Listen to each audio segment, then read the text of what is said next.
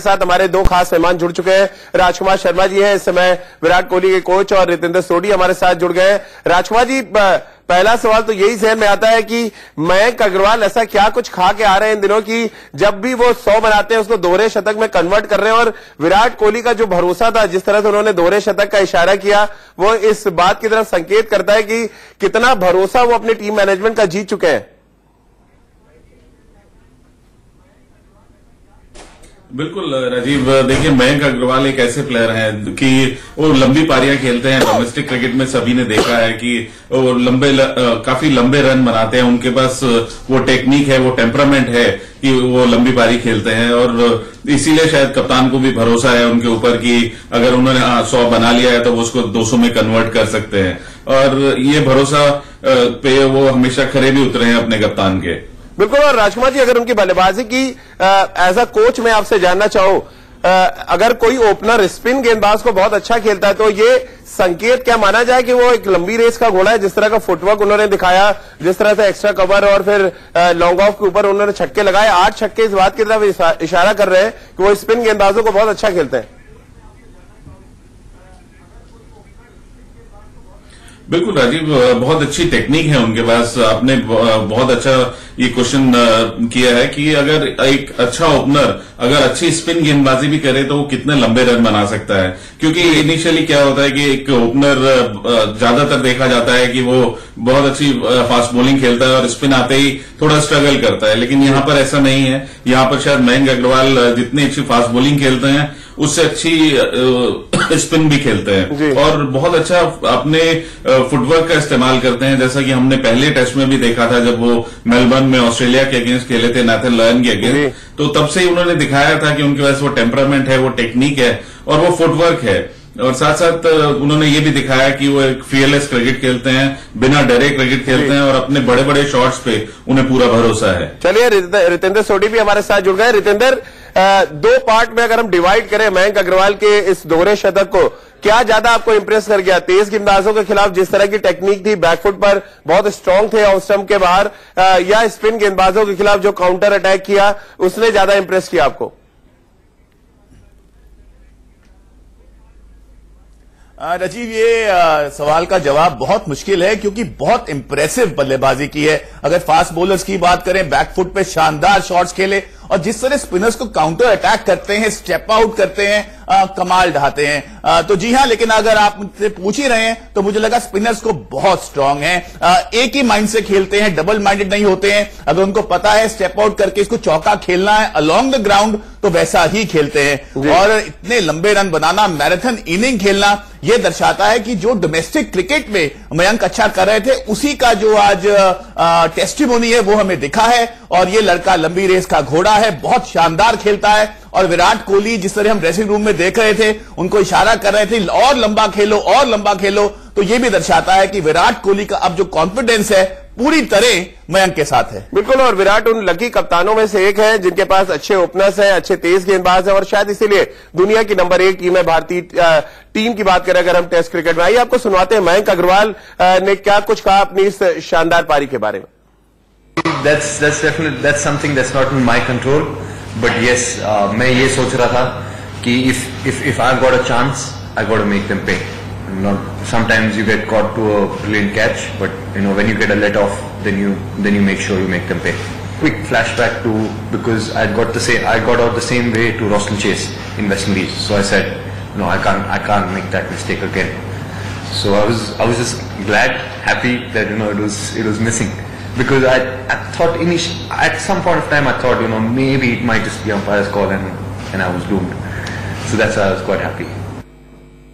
तो मयंक अग्रवाल के चेहरे की खुशी ये बता रही है कि क्या कुछ हासिल किया उन्होंने इंदौर के मैदान पर। और राजकुमार जी, पूरी प्रेस कॉन्फ्रेंस मैंने उनकी सुनी है, उसमें सबसे इंपॉर्टेंट बात जो उन्होंने कही कि अपनी असफलता से सीख कर वो आज इस मुकाम पे पहुंचे हैं। कितना जरूरी होता है जब आप फेल हो जाएं और फेल होने के साथ साथ आप इस बात को सीखते रहें कि आपके आगे सफलता खड़ी हुई है हाथ फैला के। राजीव, ये बहुत अच्छी बात है कि जब आप अपनी असफलता को एक उसके बाद जो आपको मौका मिले उसको एक अपॉर्चुनिटी की तरह लें, और वही शायद मयंक अग्रवाल ने भी करके दिखाया कि अगर वो असफल हुए हैं तो और ज्यादा डिटरमिन्ड हुए हैं, और ज्यादा फोकस्ड हुए हैं, उन्होंने और ज्यादा मेहनत की है, और उसी का नतीजा है कि आज वो भारत के नंबर 1 ओपनर बन गए। एक एस्टैब्लिश्ड ओपनर भारत को मिला है जिसके पास अच्छी टेक्निक है, टेम्परा।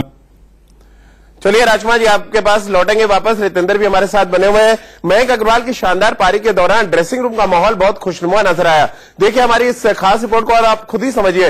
रोहित शर्मा, विराट कोहली समेत टीम मैनेजमेंट के तमाम लोग मयंक अग्रवाल की पारी के दौरान किस तरह से आनंद उठा रहे थे उनकी पारी का।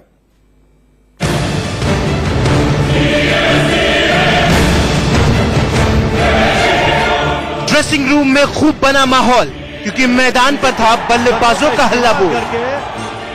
कभी रोहित ने गुस्सा दिखाया, कभी विराट ने खूब मजाक उड़ाया।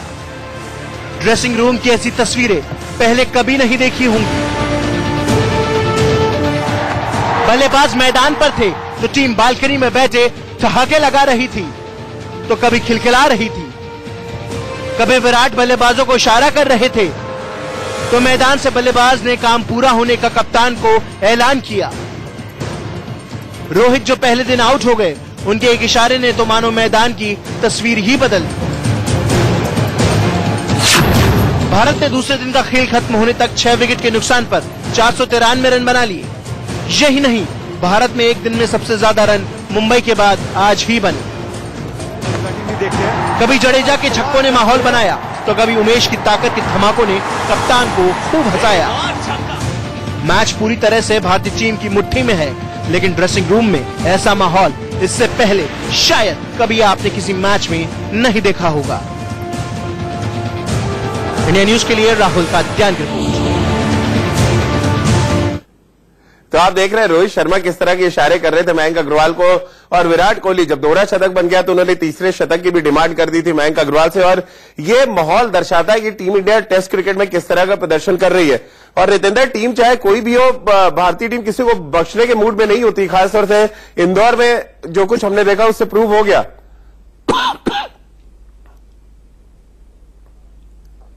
जी हाँ राजीव, ये आपने बहुत सही लफ्जों का इस्तेमाल किया है। टीम कोई भी हो, क्योंकि भारतीय टीम अब इस मोड में है जिसके साथ खेलेगी उसको डराएगी, उसको हराएगी। और 407 रन बनाना एक दिन में, दिस इज मैसिव। और ऐसा करना बहुत मुश्किल होता है राजीव, आप भी क्रिकेट खेलते रहे हैं, तो यह दर्शाता है कि इंडियन टीम ने पूरा दिन डोमिनेट किया। And Bangladesh bowlers were push to cleaners. उनको तो यह लग रहा होगा कब हम वापस ढाका पहुंचेंगे। तो जी हां, भारतीय टीम इस समय बहुत अच्छी क्रिकेट खेल रही है, बस नजर ना लगे। बिल्कुल नजर न लगे, लेकिन नजर शायद रितेंद्र विराट कोहली को लग गई।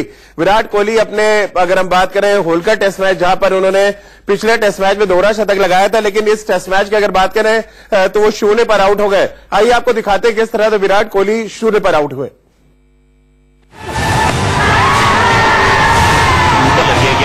पहली बार आउट नहीं हुए, एलबीडब्ल्यू इसको पहले भी आउट हो चुके हैं।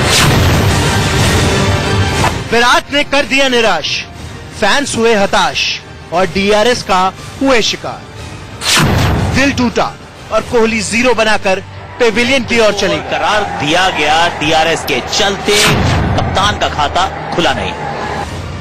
किसी भी भारतीय फैंस के लिए ये किसी सदमे से कम नहीं था। 29.5 ओवर में पुजारा आउट होने के बाद क्रीज पर आए कोहली 2 गेंद खेलकर ही चले गए। इंदौर के होलकर में कोहली से जिस विशाल रन स्कोर की उम्मीद थी वो तो नहीं हुआ, उल्टा 0 पर आउट हो गए। अब तक 4 बार गोल्डन डक पर आउट हुए कोहली करियर में 4थी बार ही सिल्वर डक का शिकार हुए।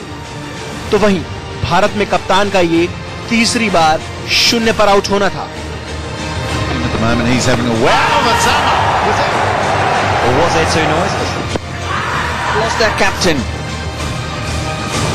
ऐसा नहीं है कि कोहली को दुख नहीं हुआ। दिल पर हाथ रखे हुए विराट की ये तस्वीरें यही बयां कर रही है कि दूसरी गेंद पर आउट होने का जितना दुख उन्हें हुआ है, वो दर्द वही जानते हैं। इंडिया न्यूज के लिए राहुल कात्यायन की रिपोर्ट। साल के आखिरी अगर हम टेस्ट मैच की बात करें, कोलकाता टेस्ट मैच जो डे नाइट होगा उसको अगर हम अलग हटा दें तो ये सुल्तान के लिए शायद उन पारियों में से एक थी जिसको भुलाना चाहेंगे, क्योंकि साल 2019 में उन्होंने बेहद शानदार प्रदर्शन किया। और रितेंद्र, विराट कोहली को बहुत कम हमने देखा है कि वो शून्य पे आउट हो और एक अंदर आती गेंद जो उनका ब्रेड एंड बटर शॉट है, लाइन मिस कर गए वो।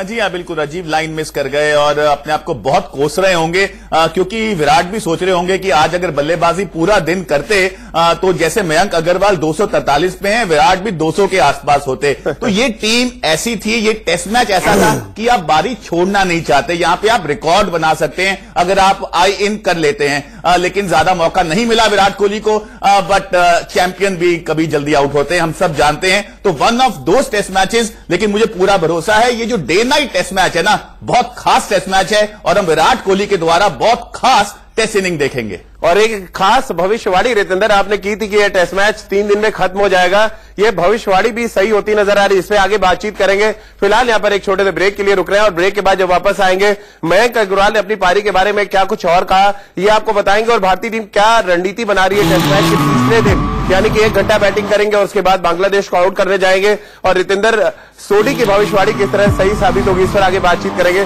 फिलहाल एक छोटे से ब्रेक के लिए रुक रहे हैं।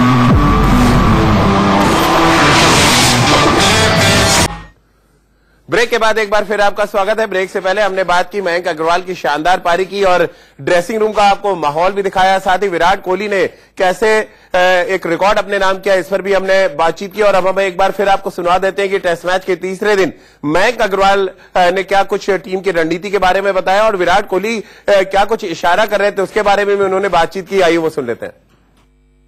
जी, आप हमारे टीम में सबको देख लो, हर कोई धुरंधर है, एवरीवनस गॉट बिग स्कोर्स।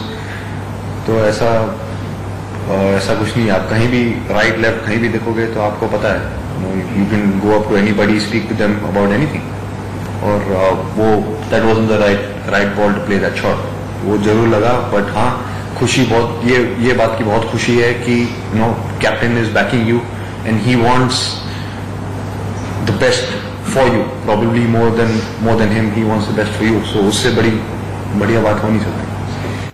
तो विराट कोहली के इशारे के बारे में भी बात कर रहे थे मयंक अग्रवाल। राजकुमार शर्मा जी, विराट कोहली के कोच, हमारे साथ जुड़े हुए हैं। राजकुमार जी, विराट की रनों की भूख तो हम समझते हैं, लेकिन वो दूसरे की भूख को भी बताते रहते हैं। कभी दोहरे शतक का इशारा कर रहे थे और जैसे ही दोहरा शतक बना उन्होंने तीसरे शतक की भी डिमांड कर दी मयंक से। बिल्कुल राजीव, और क्योंकि वो जानते हैं कि इस प्लेयर में वो मादा है कि वो 100 को डबल 100 में कन्वर्ट कर सकता है और उसके बाद 200 को 300 में भी कन्वर्ट कर सकता है। और ये एक अच्छी बात है कि कप्तान अपने यंगस्टर को इतनी प्रोत्साहन दे रहा है, बैक कर रहा है, तो इससे बहुत प्रोत्साहन मिलता है किसी भी यंगस्टर को। चलिए, रितेंद्र भी हमारे साथ बने। रितेंद्र, आपने बड़ी भविष्यवाणी की थी टेस्ट मैच जब शुरू हो रहा था कि 3 दिन में टेस्ट मैच खत्म होगा। अब आपको क्या लग रहा है? पहला तो सवाल ये कि क्या भारतीय टीम कल 1 घंटे बैटिंग करेगी, क्योंकि 343 रनों की बढ़त है भारतीय टीम के पास। और क्या आपको लग रहा है वाकई 3 दिन में टेस्ट मैच खत्म होगा या चौथे दिन लंच तक जाएगा? रजी, मुझे लग रहा है शायद बल्लेबाजी दोबारा करने की जरूरत ही नहीं है। नया बॉल हरकत करेगा और सुबह विकेट कैसे बिहेव करता है हमने देखा है फर्स्ट इनिंग में। तो हो सकता है कि मोहम्मद शमी, ईशांत शर्मा, उमेश यादव नए बॉल से पहले घंटे में एक्सप्लॉइट्स करें। और मुझे ऐसा लग रहा है ये तीसरे दिन मैच खत्म होगा, क्योंकि बांग्लादेश की बल्लेबाजी में दम नहीं है और हमारे पास वर्ल्ड के बेस्ट 3 फास्ट बॉलर्स हैं। राजकुमार जी, सहमत हैं आप रितेंद्र जो कुछ भविष्यवाणी कर रहे हैं, या आपको लग रहा है चौथे दिन जाएगा मैच? नहीं, मुझे बिल्कुल नहीं लग रहा कि चौथे दिन जाएगा राजीव, क्योंकि सुबह ही मुझे लगता है लंच से पहले ही 4-5 विकेट भारतीय फास्ट बॉलर्स ले लेंगे और पूरा दिन भी सरवाइव करना बांग्लादेश के लिए मुश्किल होगा। तो आपने तो बिल्कुल राइट ऑफ कर दिया है राजकुमार जी। फिर तो ये टेस्ट मैच 3 दिन अगर हम जीत रहे हैं तो हमें क्या आईसीसी से डिमांड करनी चाहिए कि हमें बोनस पॉइंट भी दे टेस्ट चैंपियनशिप में? डेफिनेटली जिस तरह की परफॉर्मेंस चल रही है तो भारत डिजर्व करता है कि उनको बोनस पॉइंट मिले।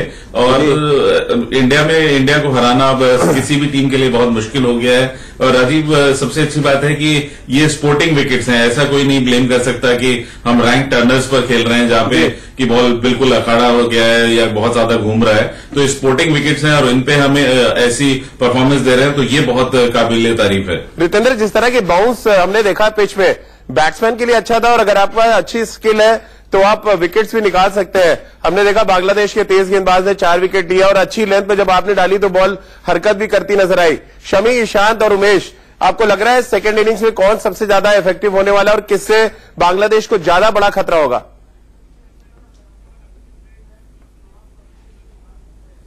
मुझे लगता है ईशांत शर्मा से हो सकता है राजीव, क्योंकि नया बॉल ईशांत शर्मा पकड़ते हैं और दम से डालते हैं, विकेट सपोर्टिंग है जैसे आपने कहा, हम सब ने देखा। तो अगर कल अच्छा नया बॉल डलता है, भारत बल्लेबाजी नहीं करता है सुबह, सीधा बांग्लादेश को बल्लेबाजी करवाता है और जो सूरत हाल है बांग्लादेश का बल्लेबाजी में बहुत ढीले लग रहे हैं, तो हो सकता है जो चाय टी टाइम होना है ना, भारतीय टीम होटल में चाय पिएगी। चलिए, बहुत बहुत शुक्रिया रितेंद्र आपका भी और राजकुमार जी आपका भी हमारे साथ जुड़ने के लिए। तो भारतीय टीम की तरफ से संदेश बिल्कुल साफ है कि दूसरी पारी में नहीं छोड़ेंगे कोई कैच और सिर्फ 3 दिन में जीतेंगे टेस्ट मैच। हमारी इस खास पेशकश में फिलहाल इतना ही।